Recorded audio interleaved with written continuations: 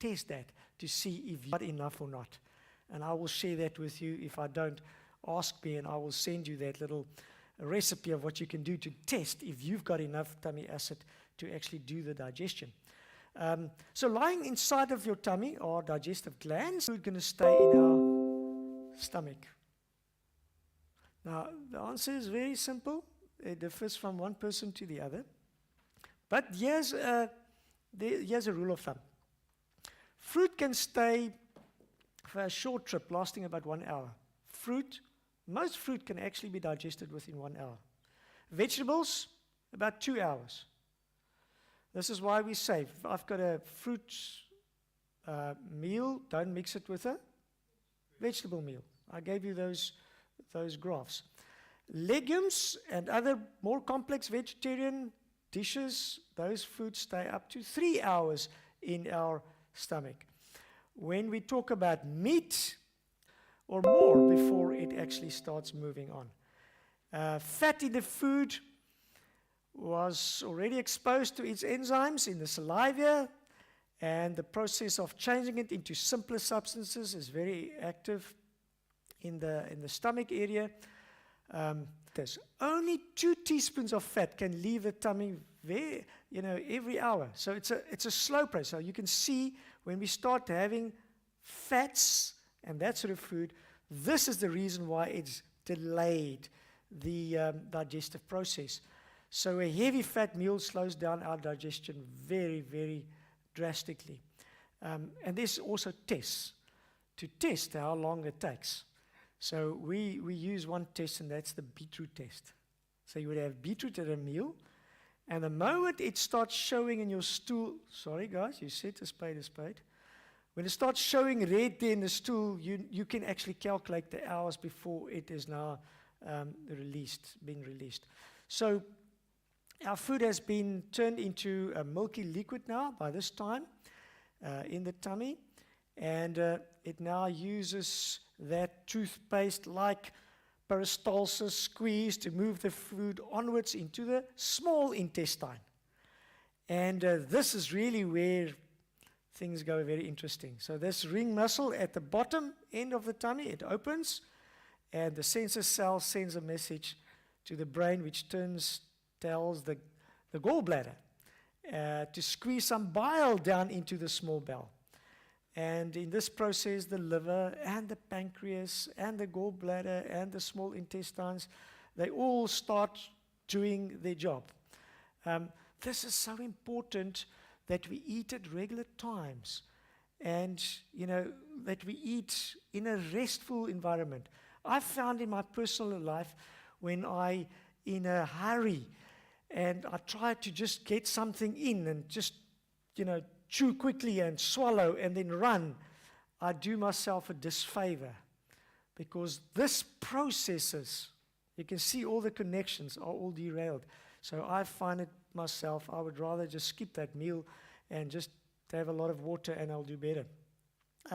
So let's look at the anatomy of the area that includes the stomach, the duodenum. That's now the first little part of the intestines, the liver, the gallbladder, and the pancreas. Very important. Guys, the other sessions is not going to be so technical, but I want you tonight to just get a bigger picture of how complex this is. We think of it's bite, 1 or 2 chews, swallow, tastes good, end of the story. It's not as simple as that. Your liver performs over 5,000 separate functions. Your liver, it's one of the most active organs in your body. We damage our liver sometimes by doing so many things that we shouldn't. The blood supply of the nutrients that have just been absorbed first pass through the liver. The clearing house for the gastrointestinal system, and there's reviews of compounds it examines,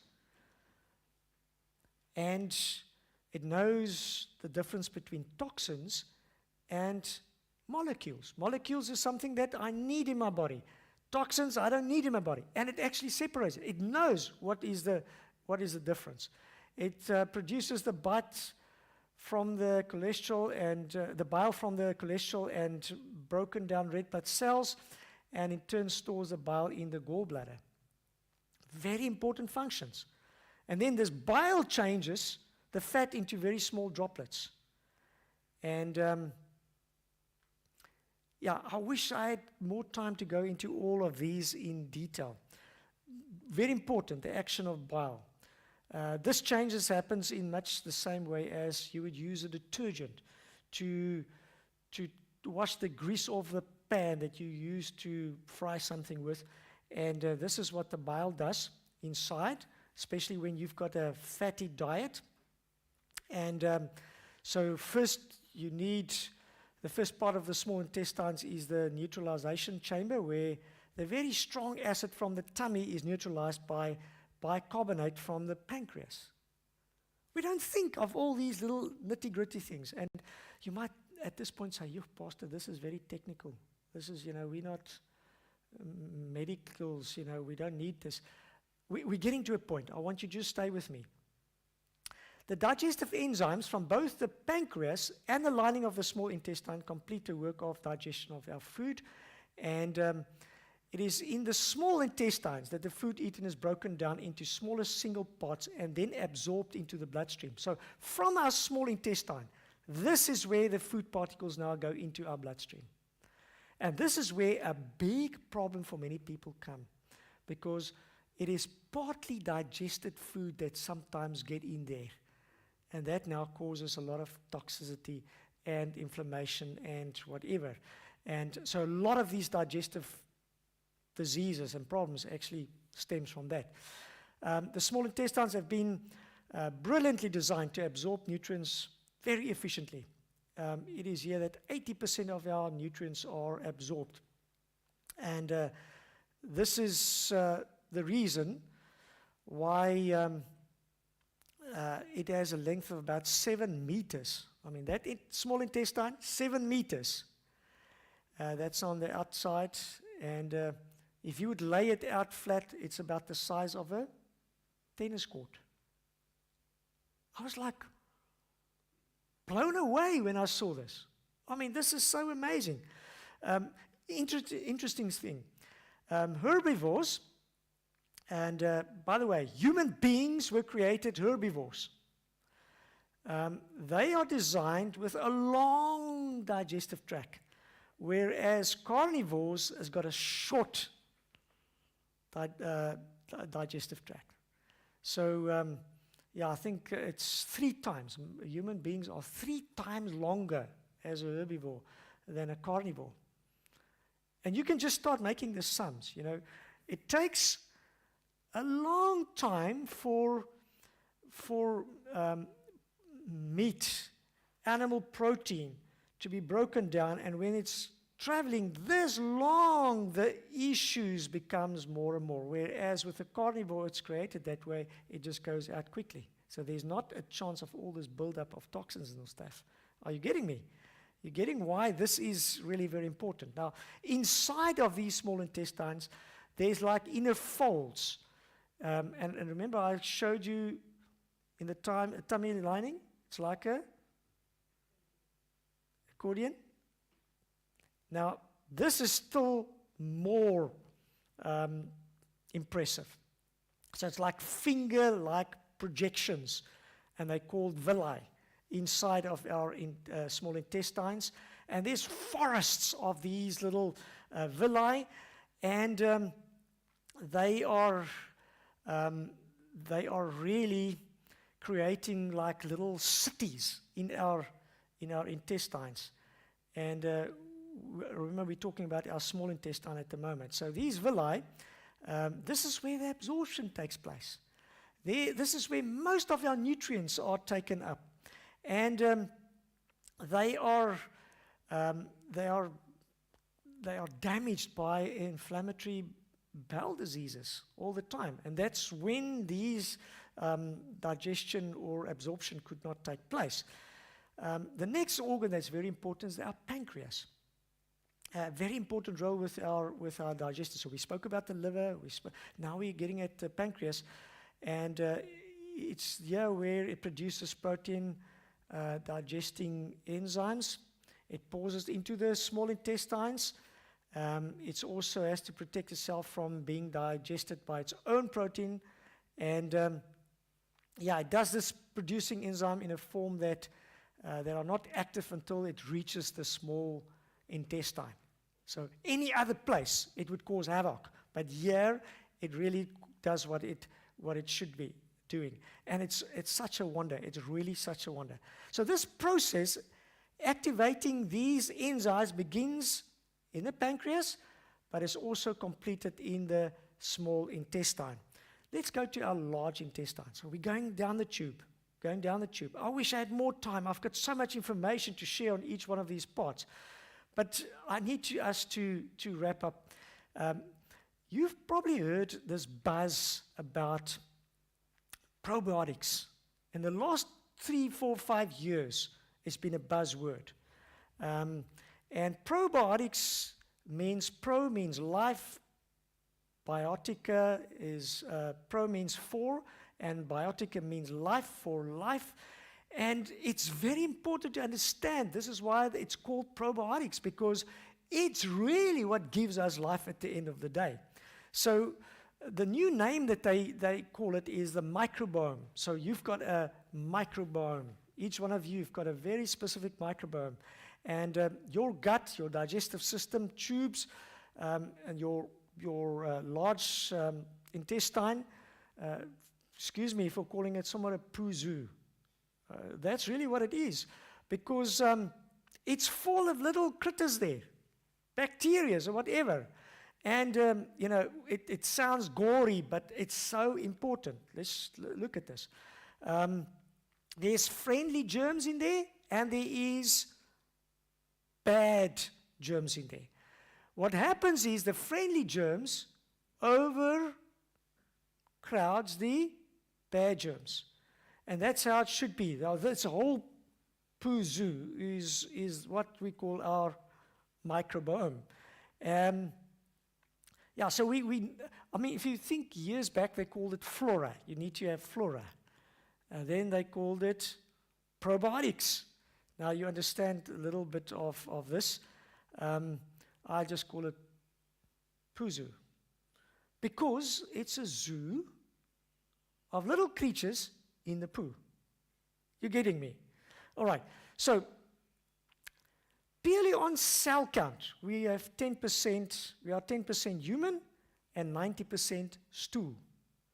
The poo zoo is said to be healthy if one is not suffering any disorders that might be related to it, and generally has painless, soft, daily bowel movements without any bleeding, and just a normal amount of flatulence.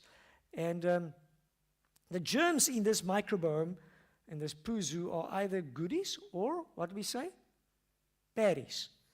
Fortunately, the goodies keeps the baddies under control, and that's how it should be. The moment that goes out of control, that's when we have a lot of health issues. There's a lot of things that can unsettle that balance. Things like broad-spectrum antibiotics, things like the pill, things like cortisone. If you've got a spell of vomiting or a spell of diarrhea, it will remove those goodies, because as it flushes out, the goodies would go with it. Even in different types of baddies, they keep each other under control. So it's a very well-regulated area. It's just amazing. So when we look at your microbiome, the total weight of your poo zoo should be at least 1.5 kilograms.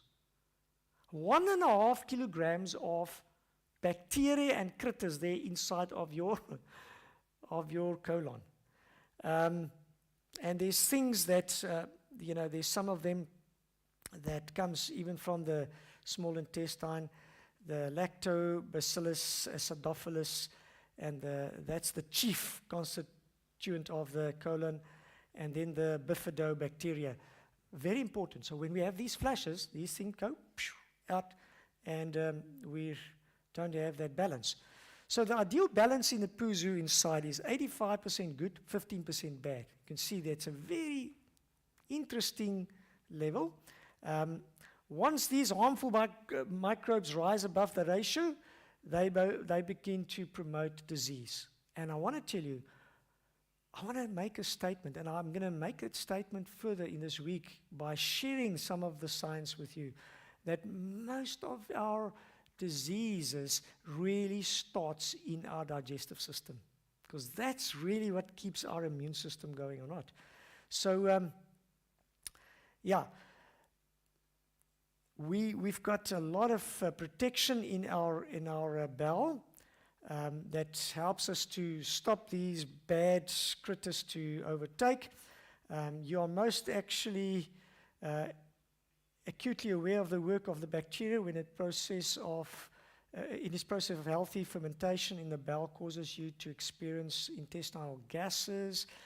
The gas usually is worse when your system is not digesting food efficiently, so that's when there's partly digested food that comes out in the system, and that's important to know. Now, let me just talk to you about the probiotics quickly. Science is now convinced that a well-regulated poo zoo is essential to our well-being. There are somewhat between 400 and 500 different types of goodies inside of you. And how many percent are they of the germs? 85%. The bad germs, to keep the balance, 15%. So this forms a ecological community of symbiotic and pathogenic microbes that literally share our body. I mean, they are part of us. And the moment they're not there, we are in trouble. So I want to just share one or two things with you.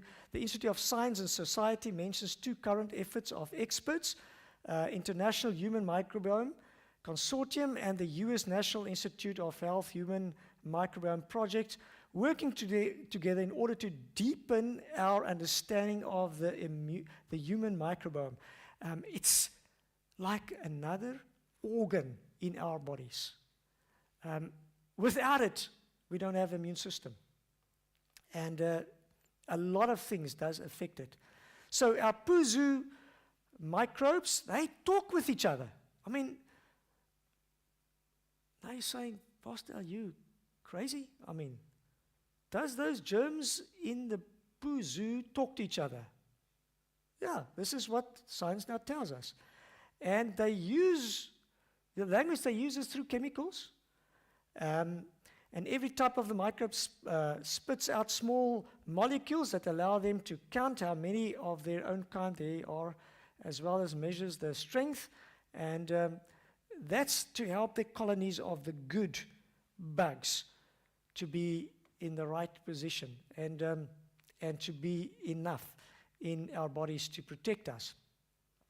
So I need to say to you, your microbiome is like another organ. And we just think of something that we go to the toilet for, but what happens inside there, so important. So just a little overview. One thing that is becoming quite evident is that it's very important to learn how to optimize your intestinal flora. Very, very optimal. So I from time to time, use probiotics. It's something that you use on empty tummy. And just, every morning on a quarter teaspoon of probiotic, it's a powder format. I would just put it in my mouth. It gets absorbed, and that helps that ecosystem to keep going. So I want to just mention there's zoo poo groups. I mean, so there's groups that's important, and it has a very important role to play when it comes to our immunity. So immunity in the gut is very, very important. 80% of your immune system is found in your gut. And this is the part that is neglected the most, I think, in life. So by the time that the watery chyme that passes through the small intestine, about 90% of its vitamins and minerals and most of its other nutrients have been removed but there's still even some absorption that takes place in the colon. And you would know it when you've got a child that's got a very high fever. What would you do to break that fever quick? That's it. You'll push something from the back. You know what I'm talking about. And that means it absorbs it, because very quickly, you can see, it's like minutes, you'll see the fever. So that's a drastic way to just help with that process. I've learned many other ways to cope with that as well. So the liquid remains of your meal, which includes fiber, is propelled to another closed ring valve, which lies between the small intestine and the bowel. And then it goes into the bowel, and then there's some things that still absorb there, like your liquids. Your fiber is then pushed out, and the inside of your colon looks very, what do we call it? There's diverticuli in there, it's like little pockets. And that poo-zoo really finds a home in those little pockets. It should be cleaned out. The stool needs to be cleaned out, but the little critters, they stay there. They have to be there. It helps us to be healthy and stay healthy.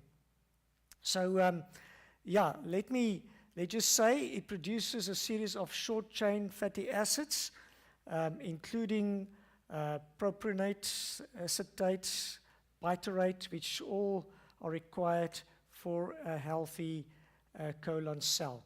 And very important, the goodies and the baddies, they must be in a good balance. Now, let me end off. I need just enough mucus, and just enough mucus is created within this process to slide the poo along in my colon. And then it's ready to be eliminated. When I go to the toilet, it's peristalsis that moves it out, but it should go out not with force. The food that I've eaten should be going out within 24 to 36 hours. And a good way to test it is have some beetroot. The moment it turns red when you go to the toilet, sorry guys, you have to look. Then you know, and you can count the hours, then you know, okay, I'm okay or I'm not okay. So it should slide out easily, and it should not have a disgusting smell. If it does that, then you know that there's a problem. Sorry about this one, but it's important. It should be light brown color. If it's dark, there's a problem. It should be shapy. It should be floaters. And by the way, these thrones that we sit on is not always created for floaters. Very big problem. But then, if I see it this way, then I'm really at going the right way. So we're going to talk about tomorrow night about the gut-brain connection, and this is really very important. So we're going to talk about the mind of its own, your gut-brain position. There's a verse that comes up in my mind. It says in 2 Chronicles 21 verse 15, it says, "And you will suffer severe sickness, a disease of your bowels, until your bowels come out because of the sickness day by day." Now that was a specific prophetic word in Chronicles, but you can see this is not new to our modern society. It was even in that stage, the biblical stage. This is what happens. You get sick, and then the disease of the bowels. Now, so as I said, tomorrow night we're going to talk about the mind of its own. Don't miss the session. If you have questions, please ask on WhatsApp. My number is here. So you can just take my number, take a photo of it now if you don't have my number, and send me the questions, and we will answer them. Tomorrow night I'm going to carry on with the B12 understanding. And if you need any more information, you need some health coaching, you could always speak to the guys that are in the foyer.